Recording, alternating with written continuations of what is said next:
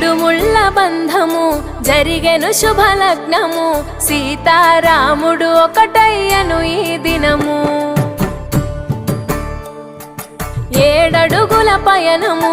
ఒకరికొకరు సొంతము కలిసి మెలిసి సాగను ఈ జీవితము